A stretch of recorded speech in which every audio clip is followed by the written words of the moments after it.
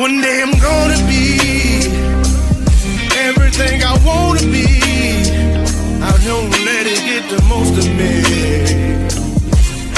One day I'm gonna be free. I wanna be everything I'm gonna be.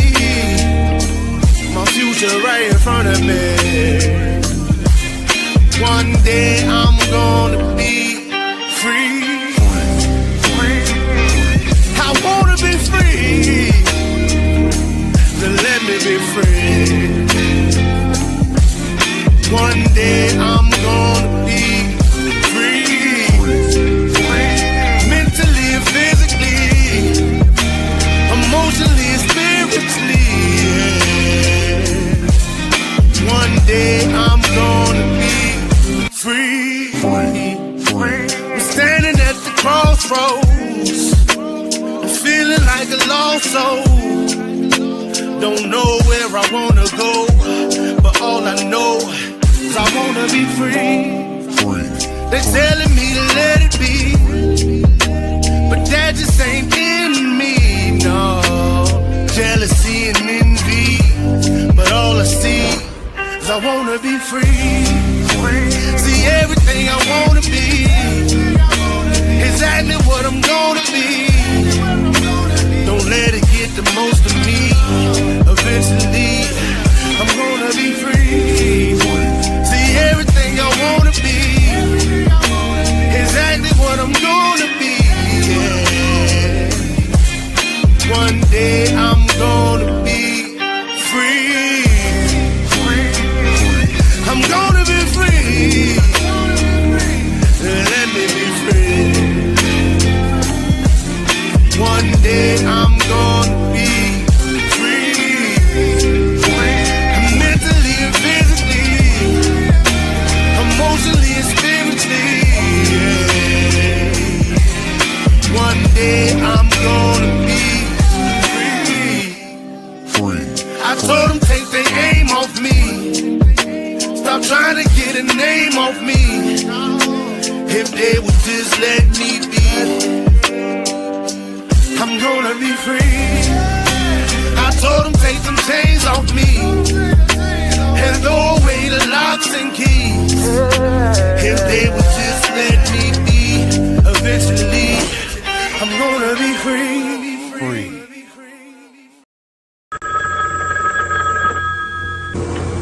They're back.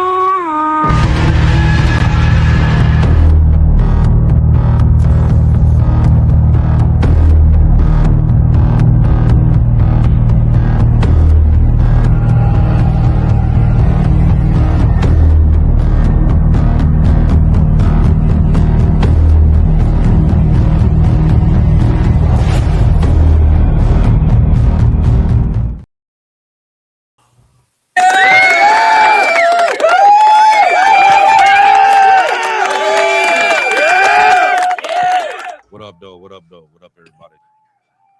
7 days and we're back again for another episode of Diamond Effect. March Bishop, we got Mike Ball, we got Aaron Olinger. What's up, everybody? Glad you were able to tune in. This is this particular topic here. We're gonna have there's gonna be a lot of different opinions on this show, and that's actually what this show is about. I mean, not everybody is gonna agree with everything that's gonna be talked about tonight, but that's just it.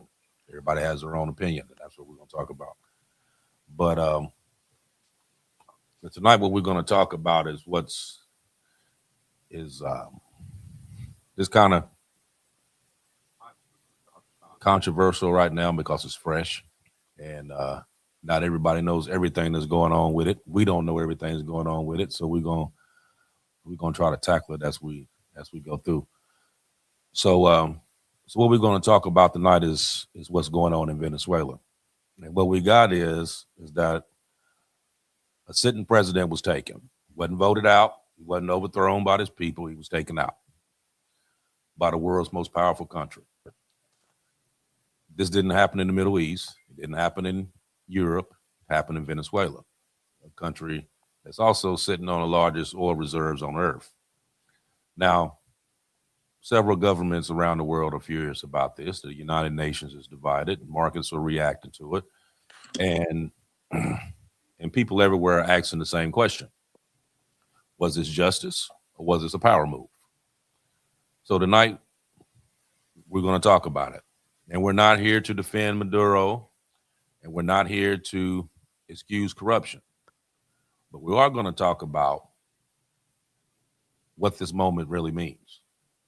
Because when one country comes in and removes another country's leader, that's something that needs to be talked about. So this isn't just a Venezuela story. This is a global turning point, and a lot of things that's going on with this could also correspond with other things that we've been hearing in the news here lately, the past couple of days, that could be a turning point to some other things that's been talked about. So, so that's what we're going to jump into tonight. But so we'll go into it first as to what actually happened. So the United States carried out a direct operation tied to Venezuelan leadership, which we've all been seeing on TV for the past weeks, dealing with the Navy being out at sea, knocking down quote, quote, drug boats, stuff like that. But the sitting Venezuelan president was removed from power by U.S. authority in the middle of the night. And the U.S. has openly discussed a transitional control and oversight over Venezuela since this has taken place. But why did this shock the world? And it wasn't about the sanctions. It wasn't about the pressure. It wasn't about diplomacy. It was that it was a direct action. And removing a seat and head from the state of a foreign power is extremely rare in modern geopolitics. Not the old days, but what's going on right now. And it bypassed some traditional international mechanisms that also had been talked about. It introduced something many believe was over, which was an open regime intervention, basically coming in, taking out who you don't want in, and putting in who you do. It happened fast, decisively, and without any global consensus. It reminded the world that raw power still matters. So the other night, everybody knows that Delta Force was sent in to Venezuela, and they captured the president and also his wife. And they're currently now in New York standing charges on narco terrorism. Since then, you've seen several things on here that was talking about the oil, which would set up a lot of questions with me per se, because for the past few weeks we've heard about the drugs, and the reason why the Navy was positioned there was that they were supposed to be hitting these drug boats that was coming out of Venezuela carrying drugs to the U.S. Some say that was a good idea. That's what they were doing. Some disagree with it. But now we have a sitting president that's in jail in the U.S. dealing with narco terrorism, and we also have this whole change that's going on in Venezuela right now. And there's a lot of mixed emotions about it. Some agree with what's going on there. Some totally disagree with what's going on over there, and a lot of them is kind of sitting in the middle, just kind of playing because they don't know which way to actually turn. You have China, you have Russia. There's also went to the UN along with South Africa and Iran. I'm thinking that was positioning this, saying that the way that this was done was wrong, and that Maduro needed to be turned back over, which I don't see that happening anytime soon. So I have my own reasons as to what I'm thinking, and I'm gonna run through it in a minute. But I'm gonna let Aaron start first because he got quite a bit on this. So was I, but I'm gonna let him speak his piece first. So go ahead, Aaron. Okay. I'm going to first speak on the Monroe Doctrine. That's what we invoked. That's basically a U.S. foreign policy that opposes European colonialism and intervention in the Western Hemisphere, proclaiming it a separate sphere of influence. The main points of it is European power should not interfere in the affairs of the Americas. The U.S. would not interfere in Europe's affairs if they agreed with that. The primary focus of it is, and the primary function was to protect newly independent Latin American nations and assert U.S. dominance in the region. Reason why it came about was Spain, who we know most of South America speak Spanish, including Mexico and other areas. They have been kicked out of a lot of the Latin American countries. So President Monroe, who was a Democrat, came up with this ideal and they invoked it, that everybody knew from 1823 till now that the Northern Hemisphere is our domain. We have the dominance in that region, whether people want to recognize it or not. It's been going on since 1823. We've invoked it with what they call gunboat diplomacy. People want to say, well, that was an immoral act. Morality is a standard basically that you set, but power is how you enforce it. If I have a neighbor, my neighbor behind me that I share a fence with, if he's bringing in my enemies and he's opening a drug den and he's sending criminals into my yard and different things, I'm not going to tolerate that very long.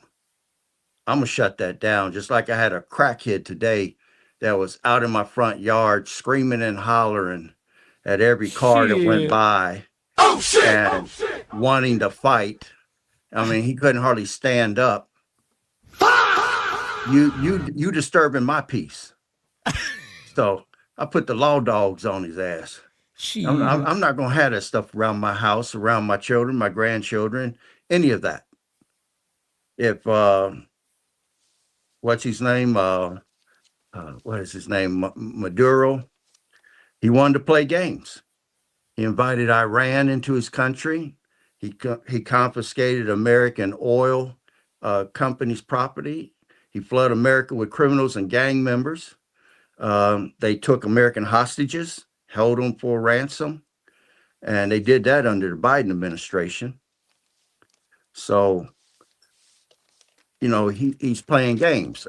Mike, could you put on that one quick short video? Yeah, sure. Here we go. Venga por mí. Aquí lo espero en Miraflores. No se tarde en llegar, cobarde. I just got three things to say. Okay, you turn it off. God bless our troops. He openly challenged the United States. And this is a clear example of be careful what you wish for. He said, come for me. He called us cowards. But then you go back in history. Go back to Harry S. Truman, because they say Trump broke the law. He didn't get a congressional approval. He didn't get a consensus of other nations involved in this. One, we didn't talk to the Democrats because they're known for telling every damn thing. They leak information. You go back to 1950, Korea, Harry S. Truman, Democrat. He authorized deployment of U.S. troops and airstrikes without a declaration of war from Congress. Republican, Dwight Eisenhower, 1958, ordered air and naval forces into Lebanon to stabilize a political crisis. So there we are interfering with the normal evolution of a country. And we kept somebody in power. We got Democrat John F. Kennedy, Bay of Pigs. We were taking out a leader of a nation, or attempted to, but the CIA botched it. And then later, we had the Cuban Missile Crisis, what they call the missiles of October. We would not tolerate offensive weapons that can harm people inside the United States being down in Cuba, especially when they were being supplied by our enemies. Lyndon Baines Johnson, Democrat, 1964, ordered the airstrikes in Vietnam and the bombing of Vietnam with the B-52s. Richard Nixon, Republican, responsible for Cambodia and Laos bombing campaigns. Those lasted for years. No congressional approval. Democrat Jimmy Carter, 1980, Operation Eagle Claw, failed attempt to rescue the U.S. hostages. He did not get congressional approval to go in there and try to do that rescue. Republican Ronald Reagan, 1986, bombed parts of Libya. And then in 1983, he invaded Grenada. That was a sovereign nation. We violated their territory. Had no congressional approval. Republican George H. Bush, Panama, 1989. We removed an existing leader of a country, Manuel Noriega. I think people forget about that or short-minded on history, but he's still languishing in U.S. jails. And what they got him for was racketeering and drug trafficking. Narco-terrorism was much worse. Bill Clinton, Democrat, Bosnia, 1995, launched NATO airstrikes without approval. And then, because he served 2 terms, in 1998, Operation Desert Fox, which was airstrikes in Iraq. Republican George W. Bush bombed Pakistan, Yemen, Somalia, 2001, with airstrikes. No congressional approval. Barack Obama, 2011, bombed Libya, used the United States military to topple Gaddafi, a sitting leader of a nation. We bombed his military to the point that they couldn't defend themselves against the rebels who we were arming. Then 2014, we bombed Syria, Iraq, and Yemen under Barack Obama. Apparently, we were aiming to hit ISIS camps and ISIS military, but again, no congressional approval. 2021, Joe Biden, Democrat, airstrikes in Syria. 2022, airstrikes in Yemen and Somalia. No congressional approval. No seeking agreement from other nations, getting anyone on the program. Out of 12 presidents, 7 of them were Democrat, 5 of them were Republican. It clearly shows that a president has the authority to initiate certain actions without congressional approval. The history proves it. So I don't understand why the Democrats are upset that he did this, because they've done it more than anybody. And keep in mind, the Monroe Doctrine that designates the Northern Hemisphere to belong to the United States, just about, that was invented by a Democrat. So I don't get some of the issues that some of them are having right now, other than that Trump did it. But this guy is guilty of narco terrorism. I tell you something else he's guilty of. Russia was building a weapons factory in Venezuela. Now, if you say we don't have a right to interfere in Venezuelan affairs, okay, China, Russia, and Iran was. They are our enemies. They're trying to put weapons on our borders so they can harm Americans. And Maduro was letting them do it. He was conspiring with them to do it. Now, Russia's building a weapons factory in Venezuela. Russia's military contractors, which were the Cubans, was Maduro's personal bodyguard. He didn't even trust his own damn people. He's got Cuban bodyguards, which Delta Force dispatched all 32 of them. China's poured $100 billion into Venezuela for the oil rights. Most of Venezuela oil goes to China. Now, hours before we captured him, Maduro was meeting with China's special envoy. Let me see, let me skip that. The question right now is, knowing that any nation that wants to lead into the future has to lead in both energy and technology. And knowing that Venezuela has more oil than any country in the world, do you want China controlling that oil? So right now, we've been losing the battle to China. China's overtaken us in pharmaceuticals. They control 80% of the market. They overtaken us in production of goods. We're nowhere even close to them. They got the largest standing army as well as the largest navy in the world. They're overtaking us. How long will it be before we get into something with them? And I mean, and for those that would say, well, it was immoral what we did, China and Russia's already interfering in their stuff that they got going on over there. And like I said, if morality is a standard and you set a standard to a certain level, power is how you're going to enforce it. And that guy openly challenged us, told us come get him, called us cowards. You know, whose moral code do you want to follow? Do you want to follow the American moral code where you can criticize your government and get away with it? Or do you want to follow the socialist moral code where they will execute you for said statements? You know, Trump said, don't mess with America in their own backyard. And I cited the example, if my neighbor was conducting certain activities that would bring harm to me or my family, I'm not going to tolerate that.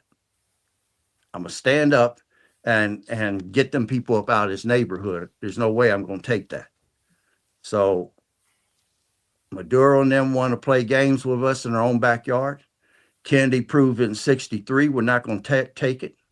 I read a history of us not taking it under Republican and Democrat presidents. So I don't understand where the concern is. I felt that he did a great thing.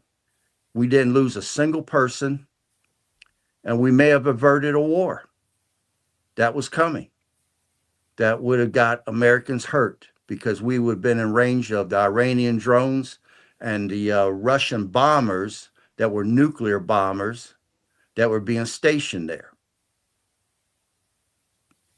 But I'm stopped there for right now. So, Aaron, one thing that I'm surprised that you didn't bring up, I mean, because we've been talking about it since it happened. I mean, all of us right here, us three.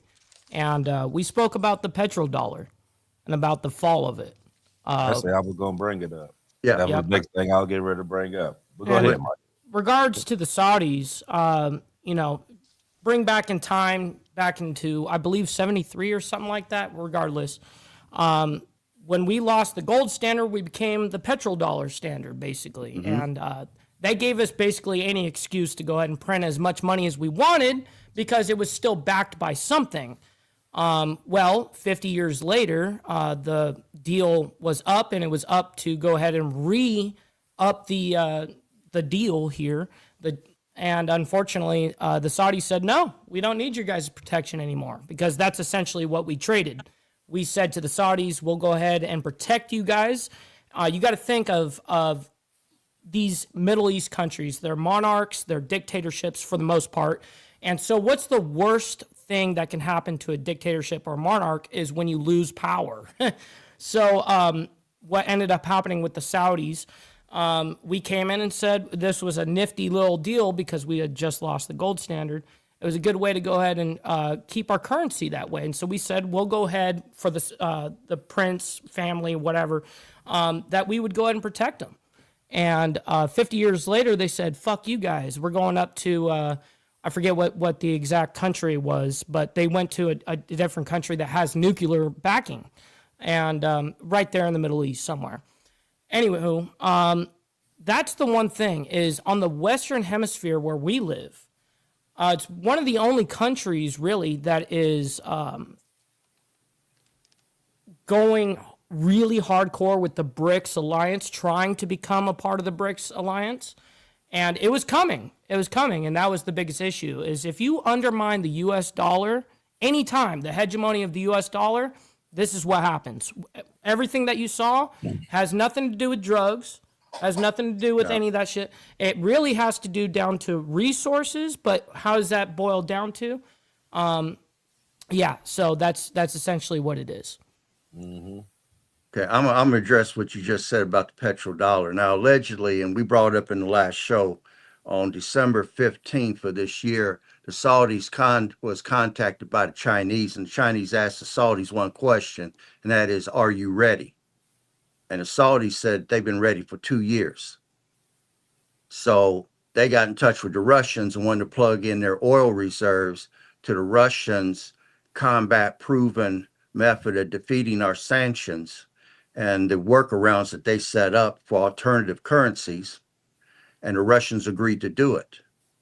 I mean, there's a bigger plan here. Power is at play, but I'm gonna hold off because Bishop wanted me to hold it to the end for us to get into it. But it's going to involve silver, it's going to involve petrodollar, it involves technology, it involves energy. But I'm gonna stop there because Bishop needs to get his piece out. Yeah, well, I was going actually I'm gonna touch on both of them. I'm gonna touch on what you said, but I'm also touch on what Mike said because I was gonna go into that. And I was gonna talk about the real reason, what I feel the real reason is that the US is invading Venezuela. And it goes back, like Mike said, it goes back to the deal that Henry Kissinger made with the Saudis back in 74. And we've talked about that several times, and I'm going to explain the reason why I'm thinking that. And this whole thing is about the survival of the dollar itself. And we seen last week how just the silver price alone sent banks, some of them went bankrupt. The Fed had to bail out a bunch of them. A bunch of stuff went on. So the dollar is already fragile anyway. I don't think that this was, now it was set up from the beginning about drugs. I don't think it was about drugs. I don't think it was about terrorism. I don't think it's about democracy. This is about the petrodollar system. But it starts by labeling Tren de Aragua a terrorist organization, so then you can use military assets and you can use intelligence agencies to go ahead and go after them, and you can do whatever the fuck you want to them. Right, right. So like I said, this is about the petrodollar system. And this is what has kept America dominant for over the past 50 years. Now, Venezuela just threatened to end that.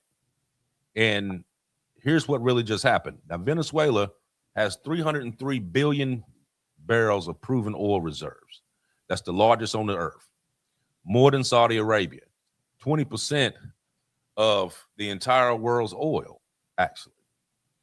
But here's the part that matters with that. Venezuela was actively selling oil to China, right, using the Chinese yuan, not dollars. And in 2018, Venezuela announced that it would free itself from the dollar. They started accepting the yuan, euros, rubles, anything but the dollar for oil. Right. And they were petitioning to join BRICS, like you just said. Now, they were building a direct payment system using the channels that China had to bypass SWIFT entirely. And they were sitting on enough oil that they could fund that, because the entire American system, the financial system, was built on one thing: oil, because we were already out of the gold standard. So all the oil sold globally during the petrodollar with the agreement with Saudi had to be priced in US dollars. In exchange, Americans provided military protection, which they've done for the past 50 years. Now, that single agreement created the artificial demand for dollars worldwide. Everybody gave had us to that have backing. Right. Right. So every country on earth needed dollars to buy oil. That lets America print unlimited money while other countries had to work for it. It funded the military, and it basically brought us to where we are as continuing to be a dominant.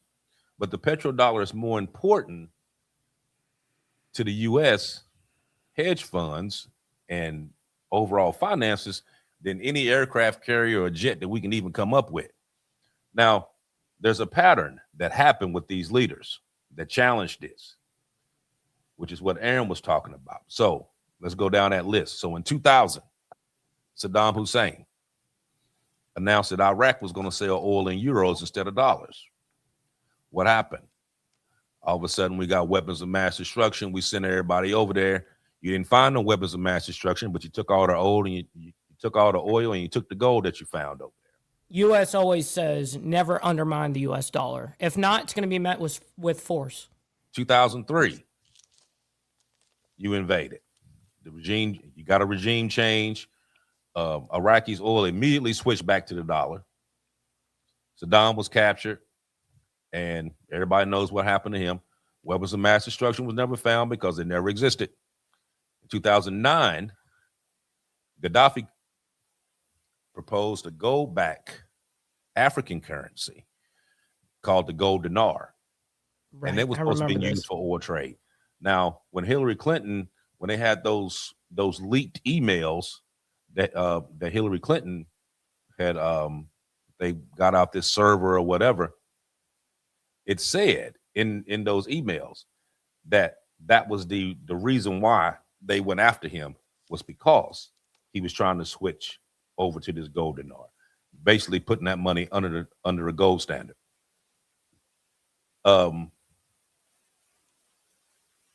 They even showed a video of Hillary Clinton laughing about that particular situation. 2011, you had NATO that came in, they bombed Libya. After they had Gaddafi over in the U.S. for a while, talking to him, and then they shipped him, took him right back over there and dropped him off in the middle of a protest out there where he was sodomized and murdered by the protesters. That's what happened, for real. Now, the gold dinar died right along with him. And now you got Maduro with 5 times more oil than Saddam and Gaddafi combined, actively selling in yuan, billing payment systems with China, trying to go around the SWIFT, and then also trying to sign in with BRICS. We partnering with Russia and China and South Africa, India, and all them. Of course, now you got Saudi Arabia that done creeped their little asses over there too. So now they going over there. So you get the regime change, and then you take the, how can I put it? The way this stuff was put out now, there was no hiding behind it. They didn't hide it. They came right out and said it. They're claiming Venezuela. They're claiming the oil, and they said it belongs to America anyway because the U.S. companies developed it 100 years ago. Right, right. So by this logic, every nationalized resource in history that the U.S. has jumped into and helped them, that means that they have claim to it? Is that what that means now?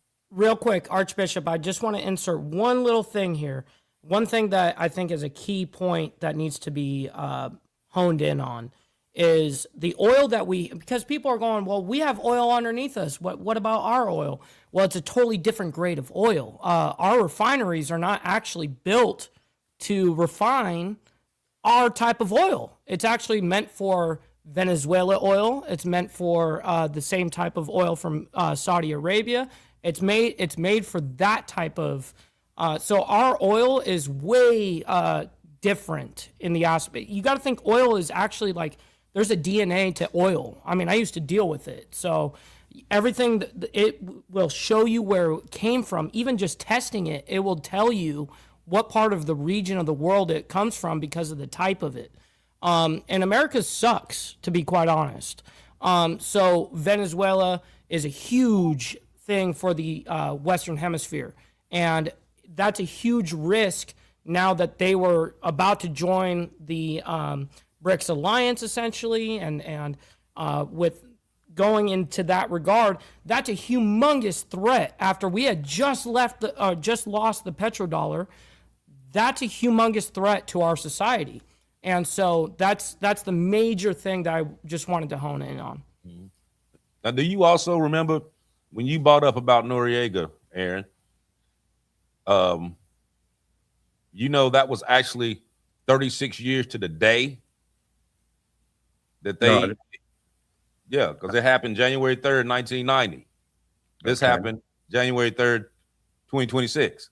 Exactly 36 years to the day. Same playbook, same drug trafficking excuse, the same reason to control strategic resources and trade routes. History doesn't repeat itself. It rhymes real fucking good, though, because that's exactly what's going on here. What happens next, you have Trump having this press conference talking about how the oil companies are already lined up to go over there and that they're going to make all this money off of this oil. Now, if you was going over there to get the president for narco-terrorism, you go there and you get him. What made you think you was going to go in and take everything else, though? You ain't do it nowhere else.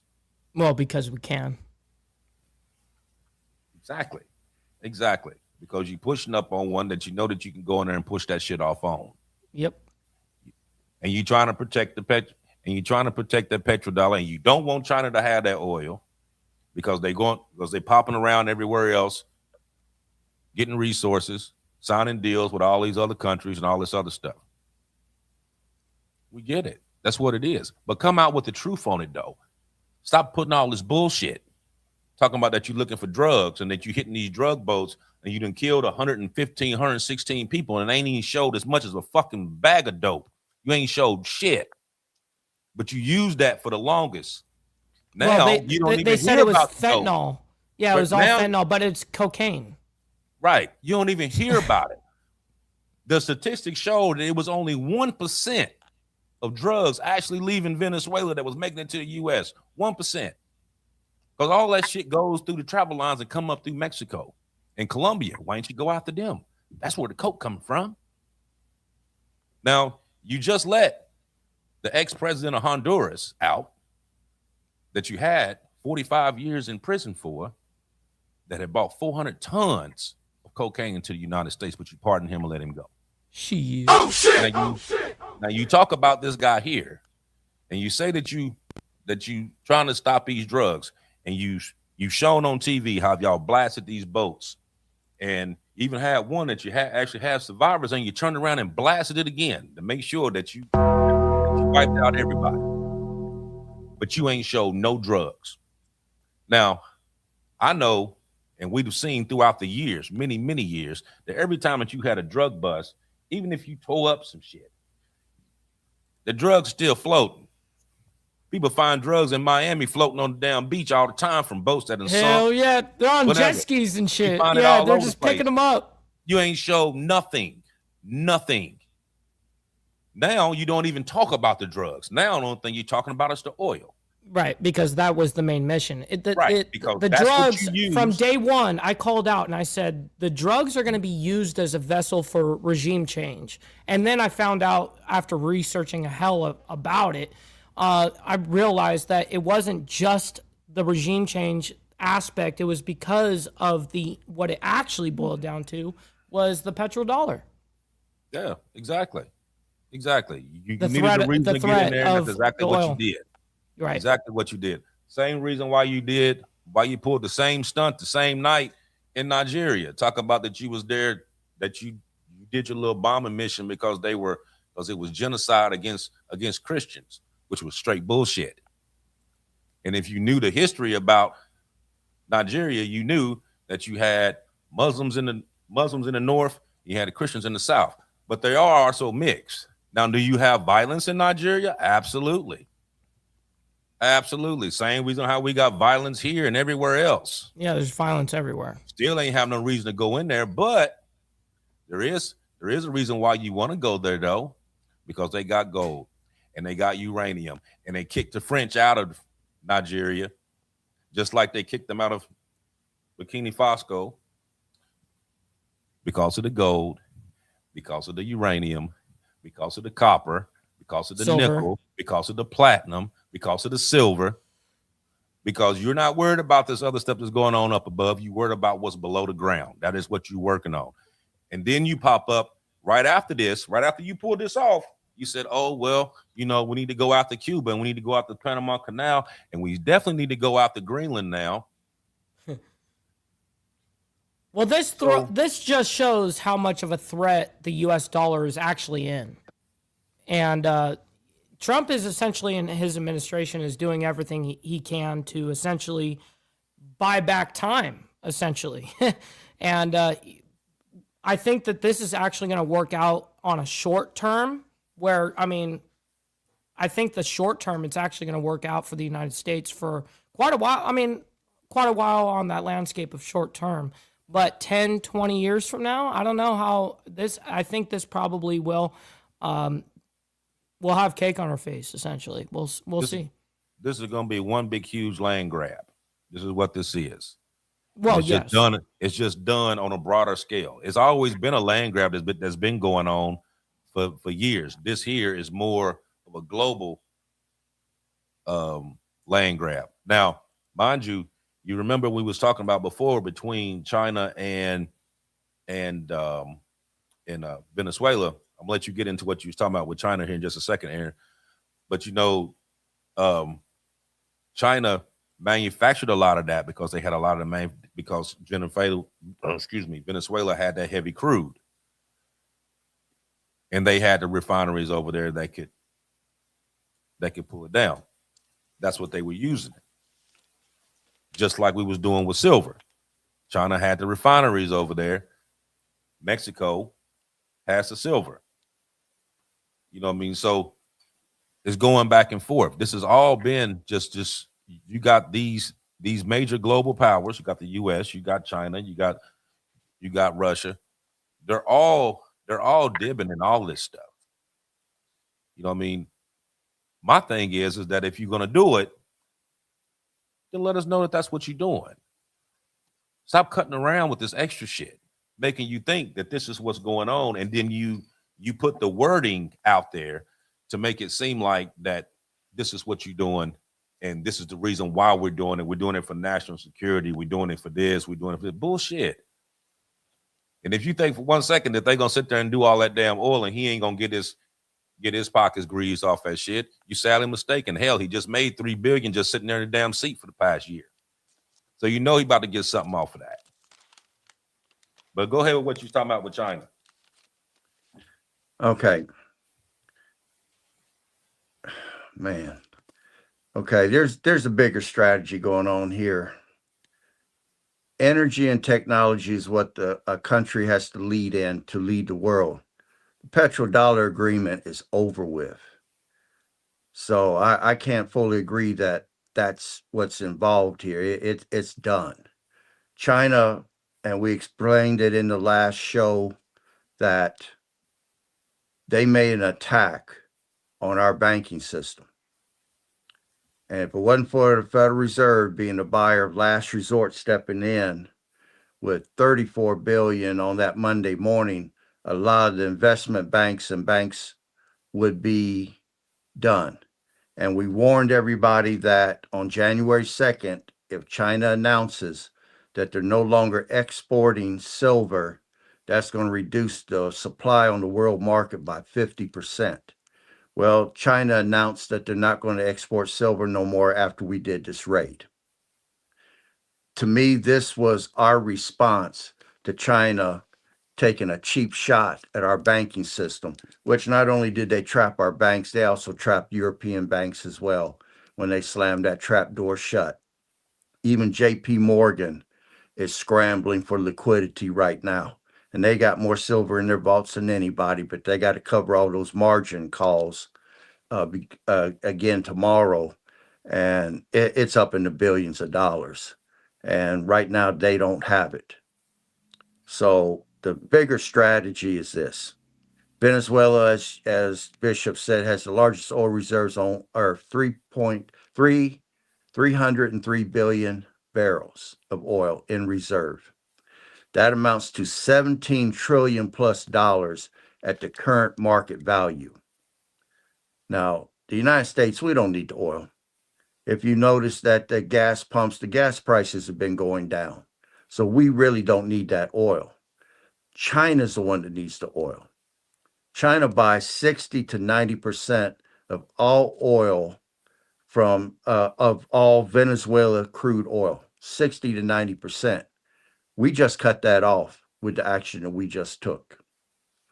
Now China, how's China going to be able to provide for their energy needs? They're coming out with this AI that's supposed to be more dominant than ours.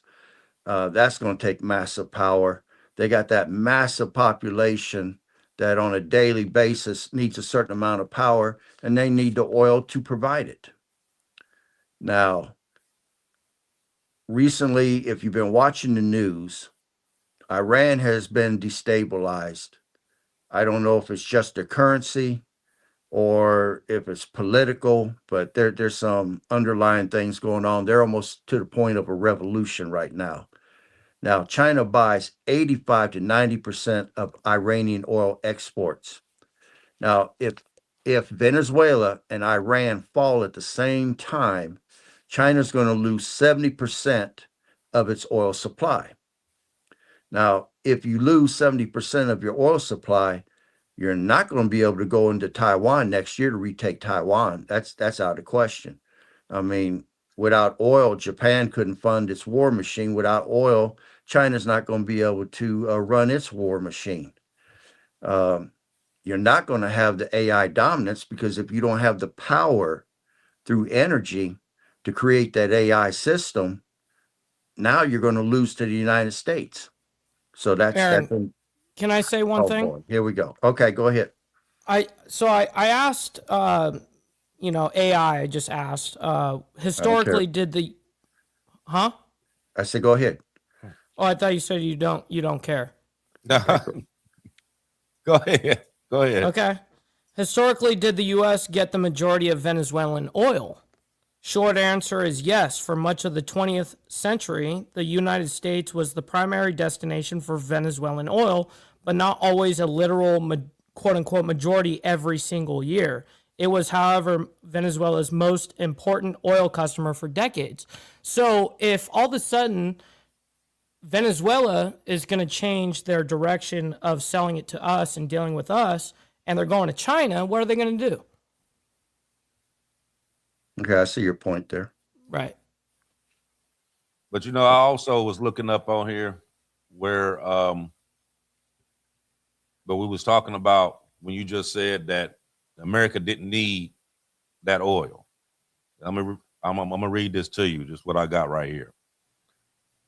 It says that Canada, Mexico are the top sources of U.S. crude oil imports, accounting for about a quarter of the oil U.S. refineries process for fuel. Now they get over 4 million barrels per day from Canada. They get 465,000 barrels per day from Mexico. Saudi Arabia, they get 273,000. Venezuela, they get 228,000. Brazil, you get 218,000. Colombia, 213,000. 198,000 for Iraq, 176 from Guyana, 154,000 from Nigeria, and 122,000 from Ecuador. Now that's barrels per day that we get in. So we need that oil. I'm going to tell you why we don't. When the Global 2000 report came out, and they did that in New York City, and all the world financiers and people from the UN had their meeting, and they used ultrasound technology from the satellites to map the Earth to see how much resources were still in the ground. When we heard what that report came out with, what did we do? We shut down our coal mines over here and started buying coal from China. We got a higher grade coal, but we decided we're going to hold on to our resources. We capped our oil wells. We were supplying our own. We didn't need anybody else's, but we capped our oil wells because we're going to run the Saudis out of theirs first. And then when nobody has none, we can uncap ours and we be the only ones sitting on the resource. That's the only reason why we need their stuff. We're totally self-sufficient. This country is rich in resources. But when we cap their oil, we shut down our coal mines, because my family in Kentucky, a lot of them ended up laid off, and they couldn't figure out why, because there's plenty of coal. Most of those mountains is solid coal, different grades. And we're buying a coal that's high in sulfur content from China. That didn't make sense. But after a Global 2000 report, and they saw that resources on Earth was not infinite, there is a limit to how much copper's in the ground, how much silver's in the ground, etc. We decided to play the long game and cap our stuff and just buy from everybody else and burn up their resources. That's the reason why it appears that we need it, but we really don't. Okay, And then we just buying oil from everybody and just not using ours at all. That's correct. Okay, now stick with that. So just by them numbers that I just pulled out, excluding Mexico, Canada, which gives out 4 million a day. You add up them other ones, you got 1.8 million barrels per day that's coming from these other countries. Now, right now, Venezuela is only producing 1.3 to 1.4 million a day because a lot of their refineries are shut down, using old equipment, stuff like that. It's about 5% capacity right now is what they're running at. But they used to produce over 3 million a day. And they could do 5 times that amount too if they wanted. So if you send them down there and they take over the refineries and add everything they need to add to it to re-up them, you don't need oil from all these other countries because you're getting all the oil you need. It's all yours from that one spot. It's all yours. And we got the refineries for it already. And then you can control where that goes. Just like they told the vice president, well, now she's the president now. What did they tell her? You're gonna cut off all relations with China. You're gonna cut off all relations with Russia and Iran, and then you're not gonna send them anything else. And if you do, then we're gonna come get you and do you the same way we just did him. That's what that was put out there. So if you do take over the oil refineries and you send your people down there to have them do what they're going to do with them refineries, you're right. You're not going to need oil from none of them because you're going to have, you basically have it all because that particular area has more oil than everybody in the world. So you control all of that. So you can actually bring the petrodollar back because you can say, okay, you want this oil, you have to use the US dollar to pay for it. Yep. That's exactly what this is about. Well, it's now our reserves, so that's the way that the United States is looking at it. It's like, well, this is now ours. All this billions and hundreds of billions of barrels of oil we've got. Now I need to, so watch. I mean, truthfully, on a small scale, I bet you in the next year, maybe half a year to next year, the oil prices are going to be extremely down if we keep exactly at this pace. Now, anything could change day by day. I have no idea what's going to fucking happen here. I'm not going to speculate because I'm not smart enough to do it.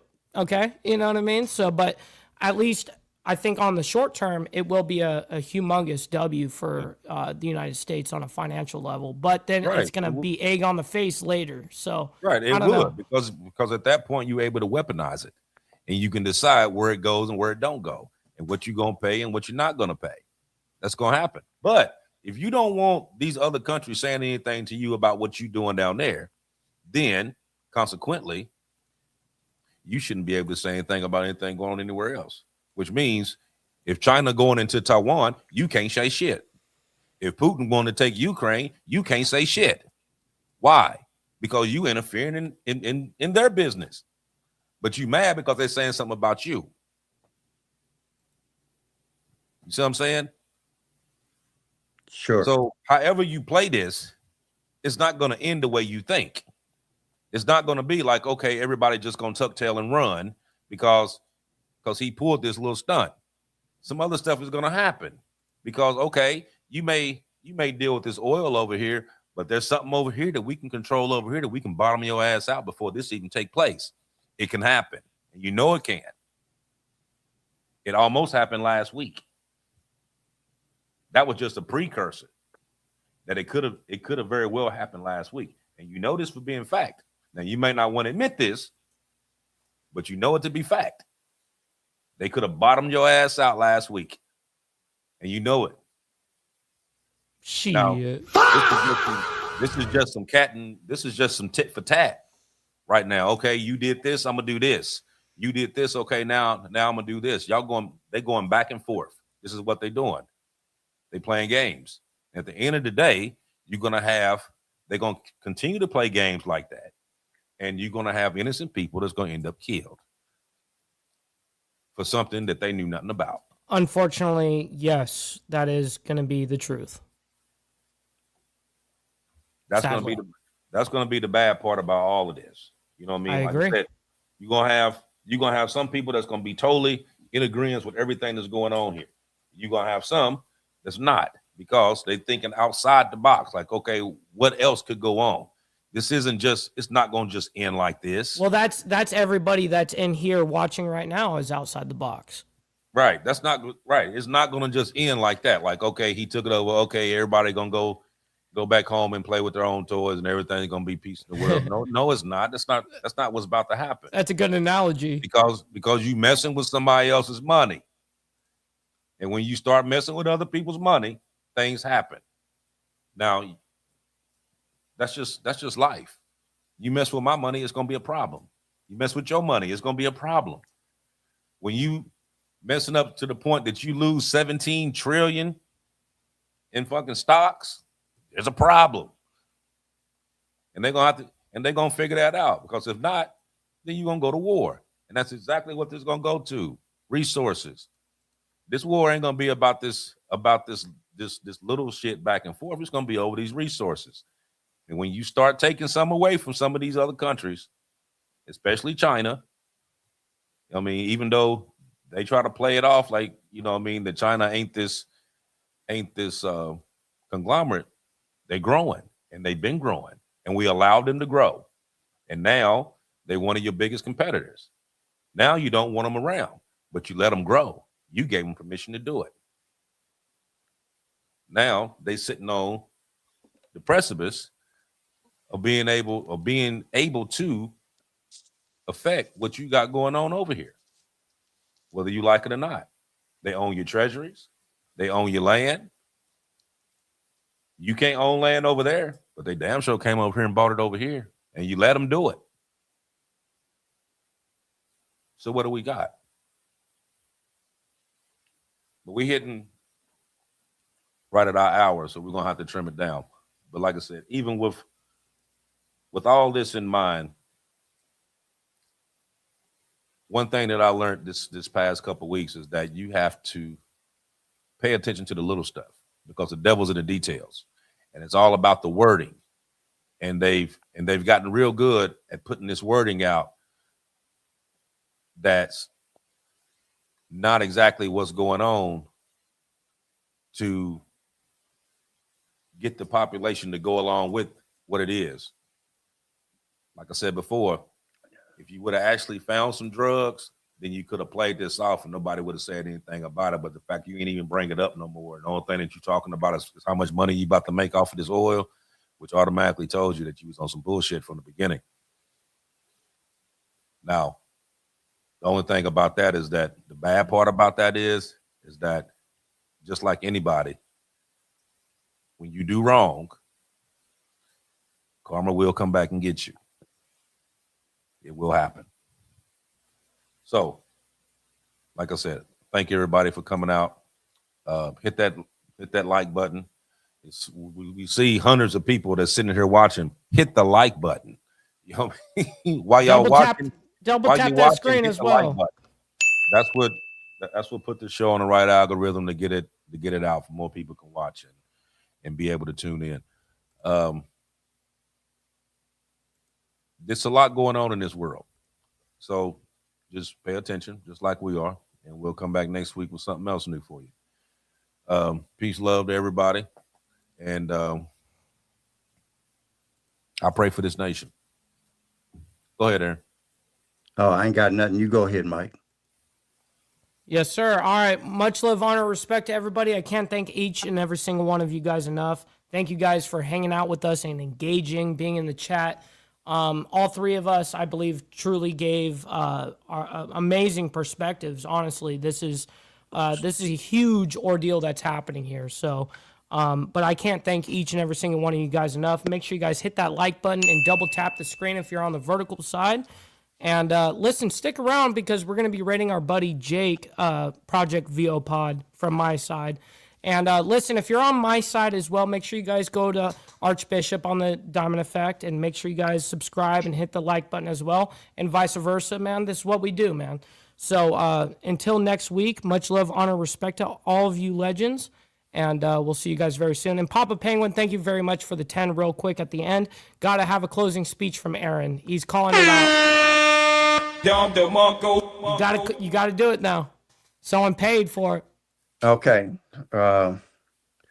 What this is a clear example of was a countermeasure we employed because China took a shot at our banks.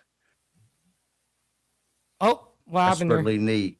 This is a trade war, and it's going to get nastier than what it is right now. It's going to get brutal, and people need to be prepared for possible product shortages. You need to be stocking up right now because it's not going to end with just what we just saw. They're going to start taking shots at each other, and the American public is going to take it on the chin in the end. I'm done. All right.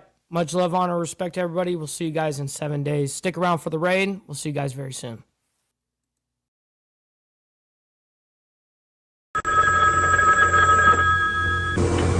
Oh.